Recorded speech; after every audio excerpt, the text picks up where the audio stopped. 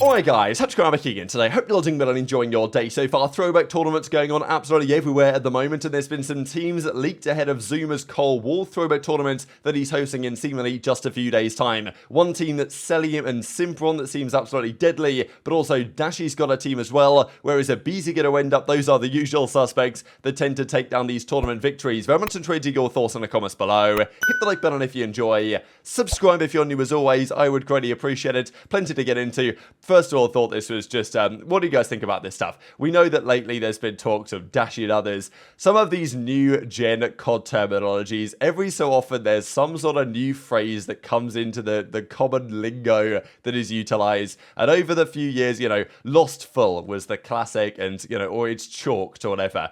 These have been around some time. Even this most recent season, flow state came into the common lingo, unfortunately. And while it is a legitimate scientific concept, flow state, it's actually pretty interesting, it was maybe overused to some degree. So yeah, as Clay says, don't let anyone check your dope. You've got to be a top 3 all-timer COD saying up there with Code Red and Lost Full. And then he talks about some other ones that he particularly likes and says that, you know, Going Rogue and Tippable are 4 and 5 for me. So yeah, it's kind of tragic when you start using these in real life. Thankfully, I'm never going to say check your dope. I don't think I'm ever going to say that in real life. We'll see. It's not long till the Modern Warfare 3 beta officially gets here. I know there was some talk about what the UI is going to look like, because the last few years, it's honestly, there's a skill gap in navigating the menus. Like, I don't know how to get around these menus anymore. Back in the day, it was nice and simple. You knew where you were going. You knew what you were doing. And yeah, sure, maybe this is too boring or simplistic for nowadays audiences, but the MW2 screens, the Black Ops 1 screens, they were the best as far as I'm concerned. Now, a couple of things to mention actually here from Hitch. First of all, that supposedly this shot that Shotzzy took of tequila was actually not tequila, and it was just water, and it was just particularly good acting from Shotzzy. And I was kind of thinking, like, it seems that the reaction seemed a little bit over the top if it was tequila, but, you know, so this is what Hitch says, we'll see in a second. But he also mentions, and it pretty much gets leaked by the TST guys in the wake of this tournament, that, yeah, the OpTic Major is happening. It's a debate as to when it's happening. The current rumor is that there's going to be another Boston event. There's obviously going to be an OpTic event sometime. It was the first event we saw in the season in Vanguard, right, or OpTic 1. It was the third event of the most recent season. So we don't really know when the OpTic Major is going to be, but we know that it's going to be happening, right? I think OpTic even leaked it themselves. Now Hitch is saying, like, yeah, this is a done deal. The OpTic event is going through, and we think Boston, we think there's been some rumors potentially Miami have an event this season, probably Toronto, although not 100% sure on that one, and I don't really know outside of that. Maybe the Atlanta kickoff, of course, in December has been rumored as well. So few cities going around right now, but there's certainly going to be an OpTic event in Texas at some point or another. Give him an eye. He did better than Dylan last year. Yes, yes, he did. No, he killed. Because Dylan hit one of these. Dylan hit last year, Dylan Envoy went. Yeah. Whew, and it was water. No, No. Shotzzy hit the chaser like this. Shotzzy took a water shot on stage Yes. and sold the living shit out of it. No, he sold it. He sold it. Dog, he went viral. I saw it on Reddit. I saw it all over Twitter, and I was he got like, me too. He got me Yeah. too. yeah, really? I was like, I love it. So it was Shotzzy. No. It was Shotzzy. Yeah, I already knew he had the thing because you said Really? it backstage. So I was like, Yeah, oh, I know it is because you said he couldn't. It was But they- Shotzzy. Why don't you just do a Vision episode on the major? On our major. We're playing. Oh, yeah. Well, Like the Texas. yeah. Oh. Yeah. Who knows? Well, maybe. Crazy. Oh, no. Okay, no. so maybe we Oh, do one no. on yeah, maybe we do one on the major, our major, the OpTic major. Maybe do one on that.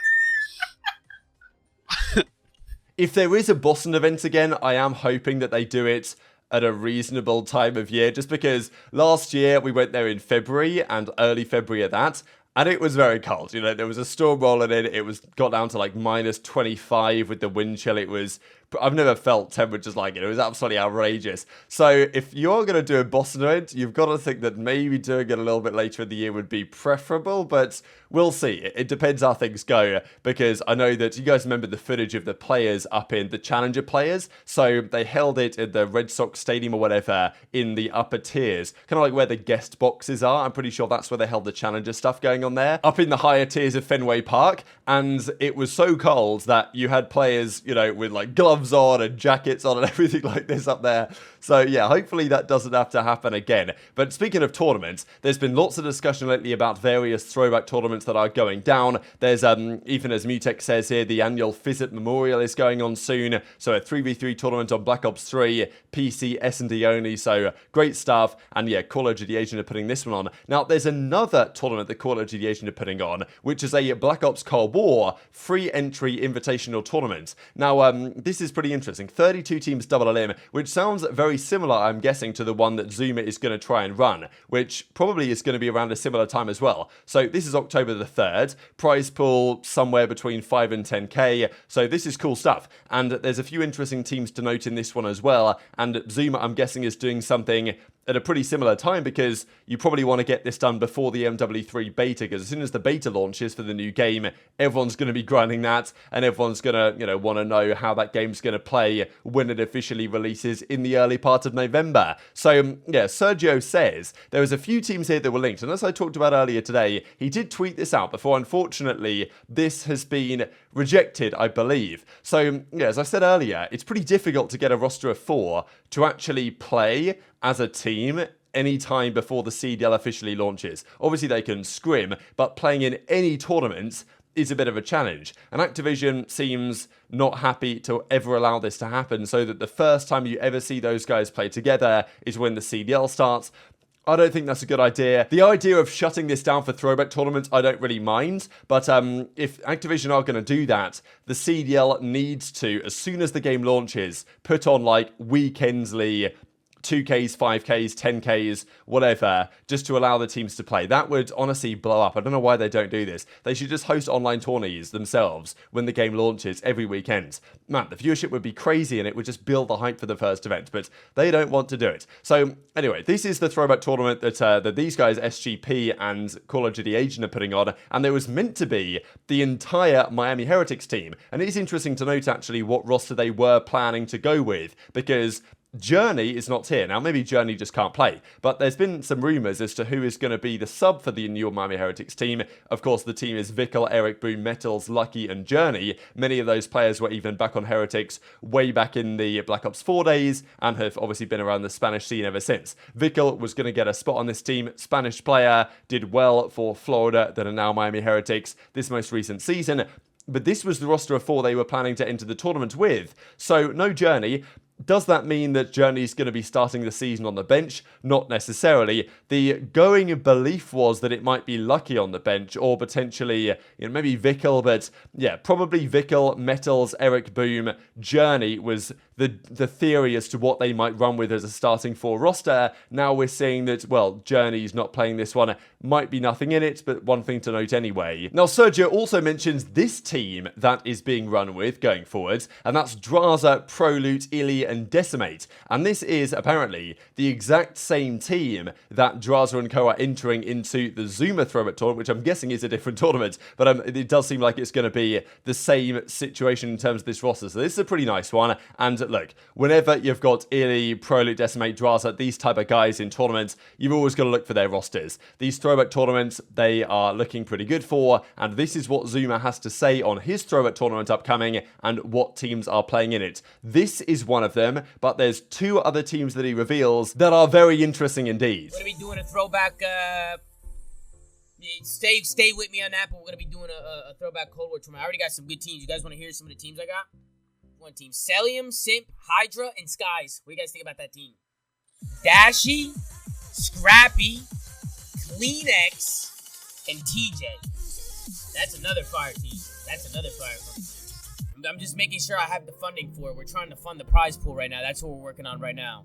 But we should hopefully get that going. You know what I mean? We should hopefully get that going soon. There's more. There's another team. You want to hear it or no?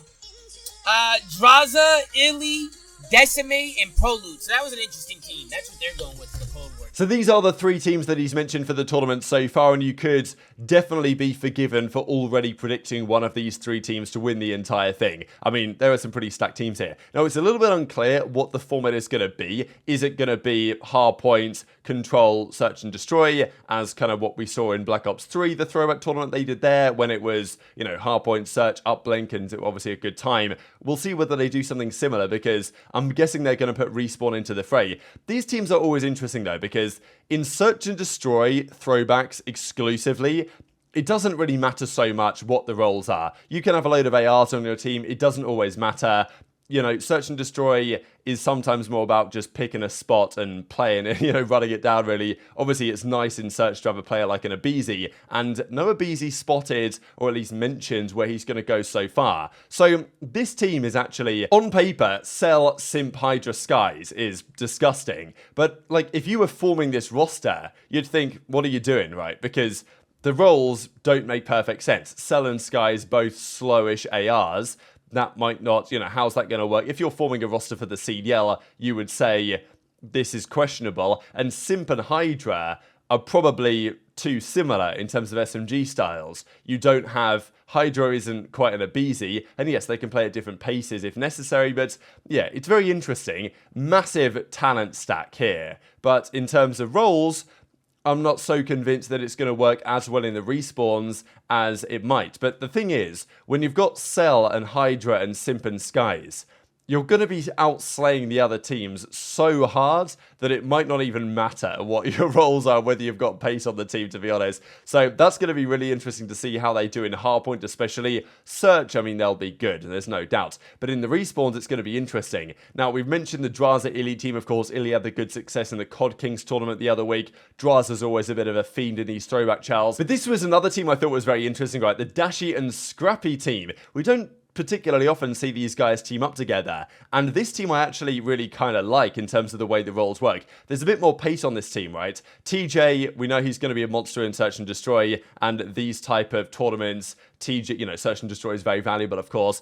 CleanX is a super fast-paced SMG, has experience playing with Scrappy, and to be fair, has more pace individually than either Simp or HyDra do on this first team. So I kind of like this CleanX TJ SMG combo. And okay, you might not get as much slaying as you will with HyDra, but that slaying can more than be made up for, you would think, by the AR combo of Dashy and Scrappy. And there was even talk this most recent season that these two could be a thing on OpTic, right? People said for some time, oh, well, you know, if Ghosty's going to be gone, then OpTic should go all in for Scrappy, because we believed at some early parts of Rostermania that Scrappy was not precisely available, but that Toronto were intending to make changes, and that Scrappy was going to be held hostage by Toronto, and therefore he was like, you know, if you're going to drop CleanX and sell Insight to Thieves or whatever the early rumors were, then I've had enough of this, right? Get me out of here, you know, like I'll take a buyout from somewhere. And OpTic were at least linked, as so were FaZe, to trying to do that.